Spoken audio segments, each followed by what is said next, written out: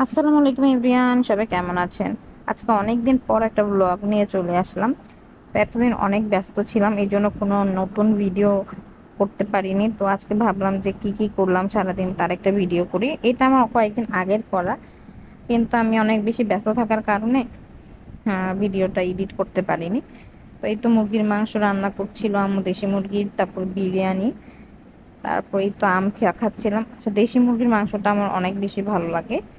তারপর এই তো জাম ভর্তা করছিলাম। জাম খালি খাওয়ার চেয়ে এই জাম ভর্তাটা বেশি ভালো লাগে। তো জামের সিজনে জাম ভর্তা না খেলে চলেই না, এরকম একটা অবস্থা। কাঁচা মরিচ দিয়ে মাখিয়ে ঝাল ঝাল করে অনেক টেস্ট। জামের যে ঝোলটা ওটা আরো বেশি ভালো লাগে।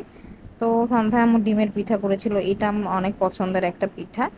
তারপরে আমরা স্প্রাইট খাচ্ছিলাম। স্প্রাইট সাথে হচ্ছে 3টা চিপস নিয়েছিলাম তিনজনের, তো ওগুলো আবার একত্রে করছিলাম।